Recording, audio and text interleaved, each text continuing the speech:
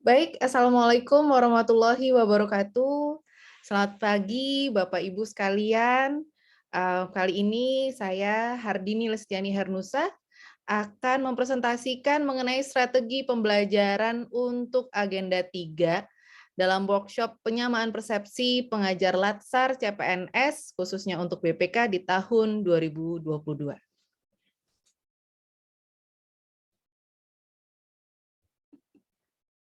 Baik, jadi dalam part 1 ini saya akan menjelaskan mengenai rencana pembelajaran yang telah kami susun untuk nantinya dalam pelaksanaan mengajar agenda 3 mengenai kedudukan dan peran PNS dalam menuju smart government. Baik. Nah, di sini Bapak Ibu izin saya akan bergeser sedikit. Kami sudah mulai menyusun rencana pembelajaran di mana memang kita coba tentukan sebesar 10 JP untuk kegiatan sinkronus dan 15 JP untuk kegiatan asinkronus dalam pembelajaran agenda ketiga ini.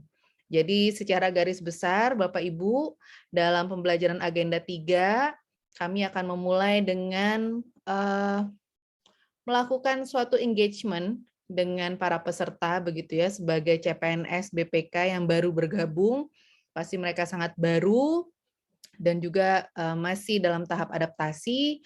Jadi kita akan membangun hubungan dengan peserta serta menciptakan suasana pembelajaran yang kondusif. Cara yang akan kita gunakan adalah berkreasi begitu Bapak Ibu menggunakan beberapa aplikasi kreatif seperti misalnya Quiz Kahoot, Mentimeter, ataupun pembelajaran agar para CPNS ini bisa presentasi secara kreatif begitu ya. Jadi ada beberapa nanti aplikasi yang akan kita kenalkan kepada mereka agar mereka bisa berlatih menggunakannya. Kemudian untuk sesi pertama, pastinya dalam pembelajaran ini kita akan menanyakan bagaimana hasil belajar mandiri mereka, apakah mereka mendapatkan hambatan atau kesulitan dalam memahami istilah-istilah dalam materi pembelajaran tersebut. Kemudian kita akan diskusi secara lebih rinci dan mengkaitkan dengan prakteknya terkini, supaya teman-teman CPNS itu bisa, oh oke, memang dalam pembelajarannya mereka memang akan menjadi seorang ASN yang tentu saja harus berkontribusi secara nyata begitu ya, berkinerja, berkontribusi untuk mewujudkan smart government bagi negara kita tercinta. Nah, kita juga akan flashback materi agenda 1 dan 2, bagaimana korelasinya dengan agenda 3, pastinya berkaitan, kemudian juga kita sampaikan tujuan pembelajarannya seperti apa, kemudian menyepakati metode pembelajaran khususnya untuk jadwal sinkronus dan asinkronus. Kemudian lanjut, sebenarnya untuk penyajian 1, 2, 3, dan 4 hampir sama pelaksanaannya dengan materi yang berurutan khususnya untuk agenda 3. Ada beberapa seperti misalnya manajemen ASN, kemudian smart ASN, kemudian tapi kita coba kombinasikan dengan pemberian tugas juga karena kita harus memastikan dalam jeda asinkronus dari para peserta CPNS, teman-teman sekalian itu mengerjakan tugasnya dengan baik dan kita ingin kelas itu berjalan dengan diskusi aktif dan membahas isu terkini. Karena banyak sekali sebenarnya topik-topik yang dilema-dilema ASN dalam era digital seperti sekarang ini, begitu kan? Bagaimana pandangan mereka, bagaimana yang harusnya kita lakukan, karena sebagai seorang ASN pasti kita memiliki kode etik juga, dan implementasi manajemen ASN juga harus diterapkan secara efektif dan efisien supaya teman-teman CPNS ini nanti siap menjadi ASN yang smart begitu ya. Kemudian lanjut dalam penyajian ini betul tetap seperti itu. Tadi sudah disampaikan juga ada beberapa aplikasi kreatif yang akan digunakan Dan tugas pastinya dari saya pribadi, saya menyadari bahwa skills yang dibutuhkan dalam dunia kerja ASN saat ini adalah bagaimana teman-teman CPNS ini bisa presentasi, begitu ya, bisa berani presentasi dan menyajikan bahan materi yang mereka susun, begitu, yang bisa ditampilkan secara kreatif, padat, dan dalam bentuk yang seperti infografis, begitu. Nah, ini menurut saya pembelajaran Agenda 3 ini juga menjadi ajang bagi teman-teman CPNS berlatih seperti itu. Jadi nanti di tugas hariannya kami akan meminta mereka untuk mengerjakan tugas seperti yang saya sampaikan tadi, berupa tugas kelompok, begitu, menyusun bahan presentasi dan mempresentasikannya.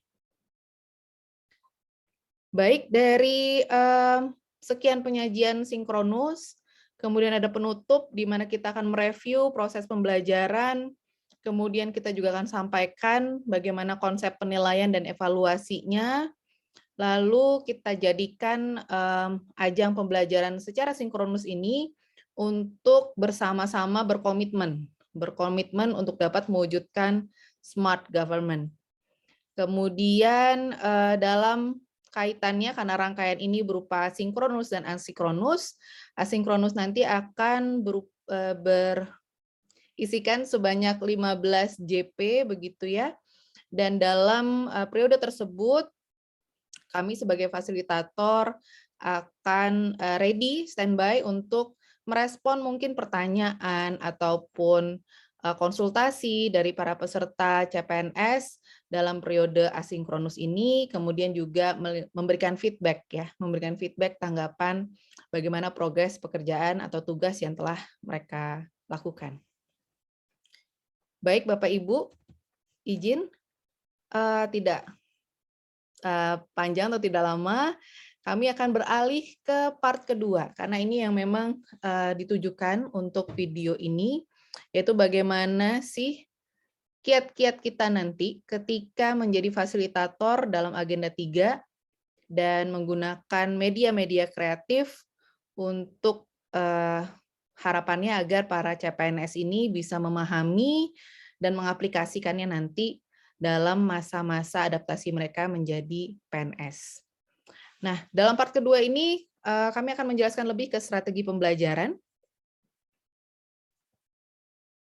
di mana kita akan menggunakan berbagai aplikasi kreatif seperti adanya kuis Kahoot, ini sering sekali kami gunakan untuk ice breaking, kemudian juga untuk menguji sejauh mana para peserta CPNS telah memahami materi yang diberikan. Ini perlu juga untuk mereview gitu ya, mereview materi sebelum-sebelumnya. Kemudian juga ada aplikasi Mentimeter, ini tetapi lebih ke arah infografis. Nah, ini mungkin bisa kita gunakan lebih efektif untuk memperoleh voting pendapat peserta atas isu tertentu.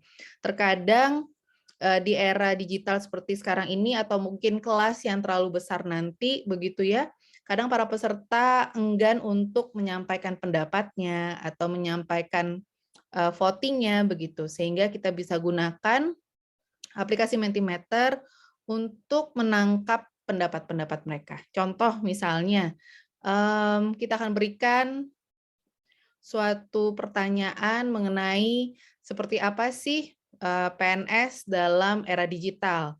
Nah, nanti mereka akan menyampaikan pendapatnya, misalnya harus berkompetensi apa, atau harus memiliki skills apa, begitu ya. Dan itu nanti bisa menangkap, oh begini, dan kita bisa luruskan apabila mereka belum mendapatkan pemahaman yang baik mengenai Smart ASN, begitu, dengan Mentimeter. Kemudian yang ketiga, seperti yang tadi saya sampaikan, bahwa selain materi pembelajaran Agenda 3 dipahami dan diaplikasikan oleh para CPNS ini, kita juga ingin para peserta CPNS ini untuk berlatih presentasi, berlatih menyusun presentasi dengan baik. Oleh karena itu, kita akan mengenalkan beberapa aplikasi pembantu, misalnya untuk membuat video, untuk membuat infografis, dan lainnya, supaya nanti ketika mereka habituasi dan memerlukan untuk pemaparan suatu proyek, misalnya, mereka bisa gunakan kembali skills-skills ini. Nah, izin Bapak Ibu, saya akan mencoba untuk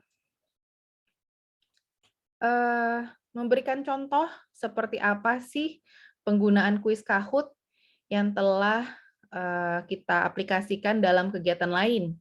Tapi mungkin bisa untuk menjadi gambaran seperti apa kuis Kahoot ini bisa digunakan untuk ice breaking. Baik, saya stop share screen terlebih dahulu. Yes, untuk video Kahoot, sebentar, saya akan coba share.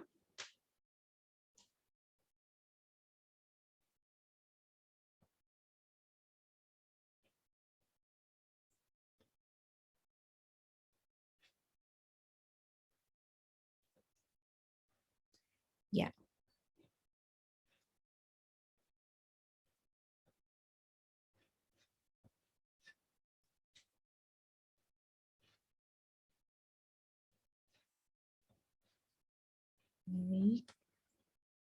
Oke.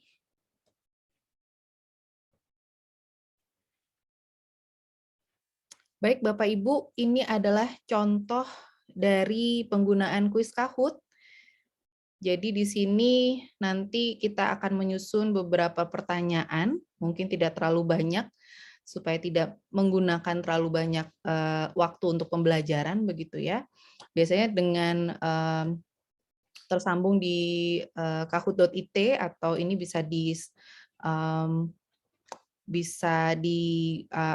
dihubungkan begitu dengan beberapa media, bisa dengan internet biasa atau dengan handphone untuk lebih mudahnya.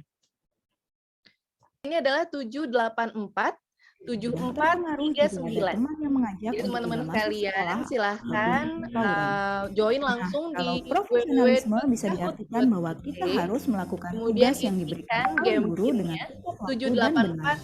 Contohnya kalian harus mengerjakan pekerjaan rumah yang diberikan oleh guru dengan tepat. Kalian nih adik-adik sekalian untuk join di games ini. Mungkin saya berikan waktu sekitar 2 menit ya untuk registrasinya, kita tunggu.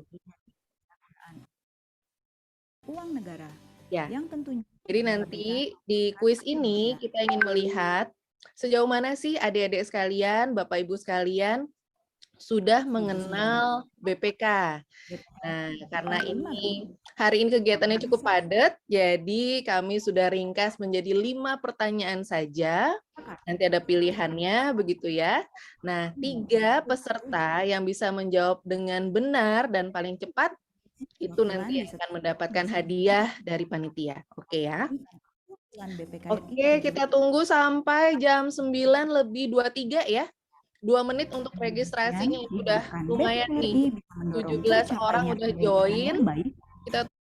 Baik, itu biasanya adalah ketika mulai mengundang begitu ya para peserta untuk registrasi. Kemudian izin saya percepat. Baik, ini adalah salah satu contoh dari pertanyaan di Kahoot yang bisa kita sesuaikan dengan materi agenda 3. Pemeriksaan pengelolaan keuangan negara. Dan pada saat melaksanakan tugasnya, BPKRI berlandaskan atas 3 nilai yaitu integritas, independensi, dan profesionalisme. Kalian tahu apa itu integritas? Integritas berarti keteguhan dalam menjunjung. Jadi BPK adalah Badan Pemeriksa Keuangan.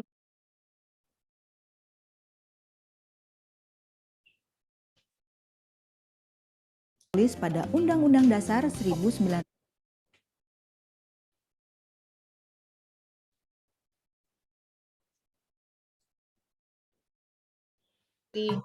Tidak asing. Jadi Ketua BPK saat ini adalah Bapak Agung Firman Sampurna ya teman-teman sekalian. Beliau juga Ketua PBSI Kemudian untuk nama-nama lainnya adalah ketua BPK periode sebelumnya. Oke, next. Pertanyaan ketiga. Udah mulai geser lagi nih klasemennya ya. Pertanyaan ketiga. Manakah yang bukan nilai-nilai dasar BPK? Apakah merah, integritas, kuning, independensi, biru, profesionalisme, atau hijau, inovasi? Manakah yang bukan? Tadi kalau misalnya menyimak video-video kami, nilai-nilai dasar BPK ada 3. Nah, ada salah satu yang bukan nilai dasar BPK. Yang mana?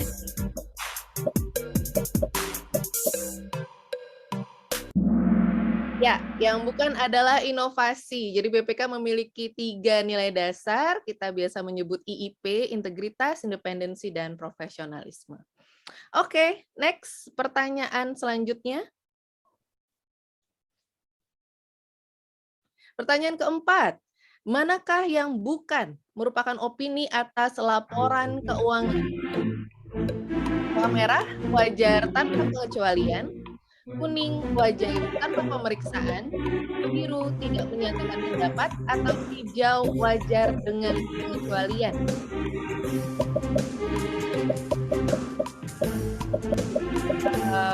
Setelah BPK melakukan pemeriksaan, kita akan sampaikan opini atas laporan keuangan tersebut. Mana yang bukan?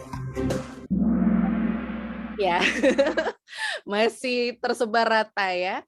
Yang bukan merupakan opini atas laporan keuangan adalah wajar tanpa pemeriksaan. Karena tidak mungkin kita memberikan opini wajar tanpa sebelumnya didahului dengan proses pemeriksaan. Nanti untuk 3 opini lainnya akan dijelaskan lebih rinci oleh narasumber kita pada pagi hari ini ya. Oke, nggak terasa pertanyaan terakhir teman-teman. Pertanyaan kelima. Siap-siap. Di kota manakah kedudukan BPK pertama kali?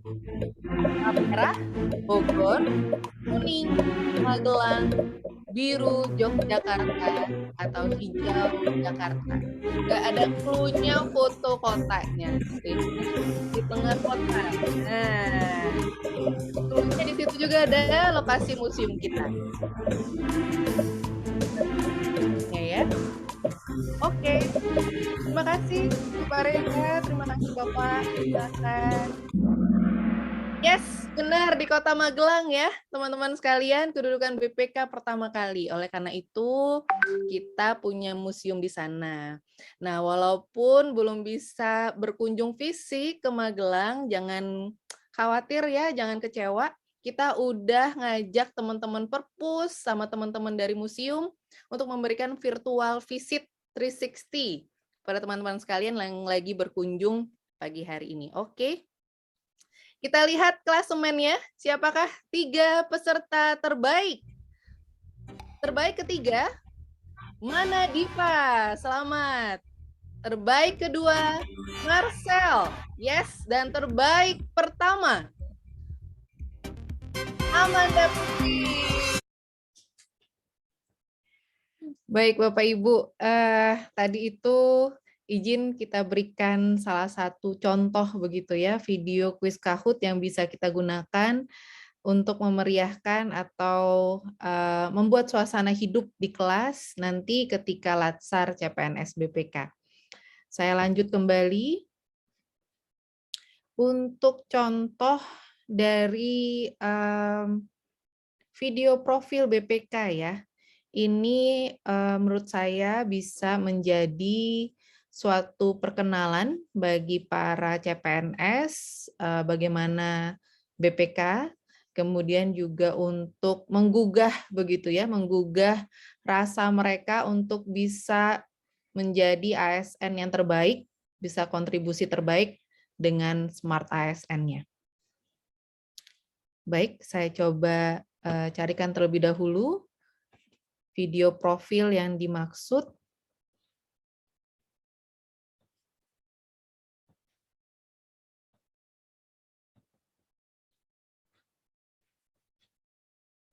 Oke. Saya share screen kembali.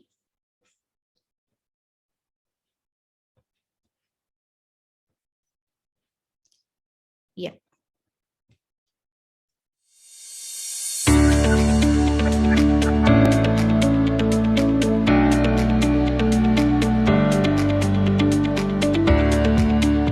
Selamat datang di Badan Pemeriksa Keuangan Republik Indonesia.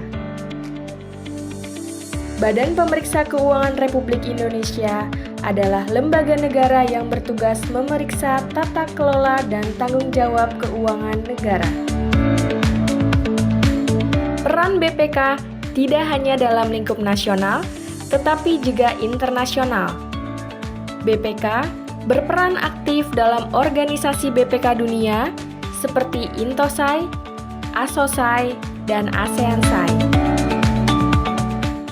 Beberapa capaian BPK di kancah internasional diantaranya, BPK terpilih dan ditetapkan sebagai auditor eksternal Organisasi Maritim Internasional atau International Maritime Organization periode tahun 2020 sampai dengan 2023. BPK terpilih sebagai auditor eksternal Badan Energi Atom Dunia atau International Atomic Energy Agency periode tahun 2016 sampai dengan 2021.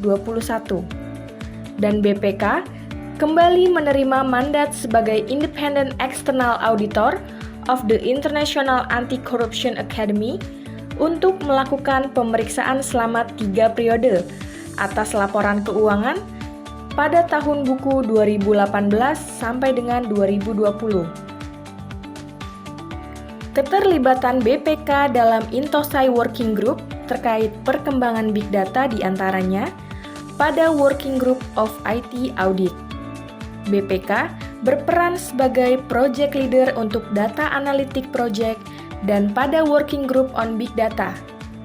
BPK menjadi Project Leader untuk Audit Teknologi Innovation Project.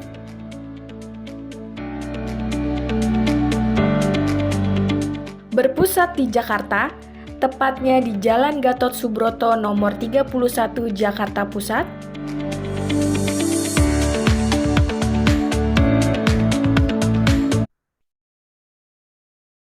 Ya.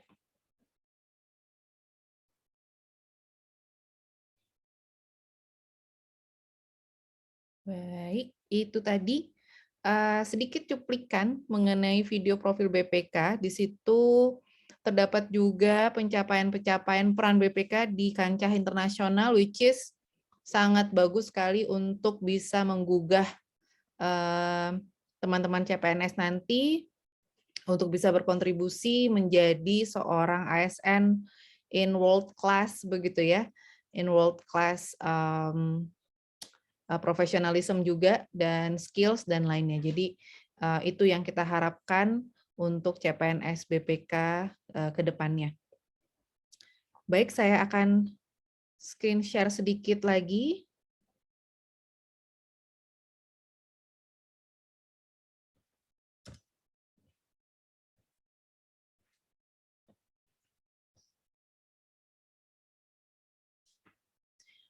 Baik, tadi itu Bapak Ibu sudah kita sampaikan secara garis besar begitu ya dari segi RP, rencana pembelajaran dari sinkronus dan asinkronus nanti, khususnya untuk agenda 3 ini, kemudian berbagai aplikasi kreatif yang akan kita kenalkan penggunaannya dalam agenda 3. Kemudian juga tadi sudah kita berikan cuplikan-cuplikan penggunaan video Kahoot dan juga profil BPK untuk memancing begitu ya, memancing diskusi mengenai tantangan terkini yang saat ini dihadapi oleh BPK dan bagaimana mereka nanti selaku CPNS dan nantinya menjadi PNS BPK bisa memberikan kontribusi terbaiknya. Baik Bapak Ibu, demikian yang dapat saya sampaikan pada sesi kali ini. Terima kasih atas perhatian yang diberikan.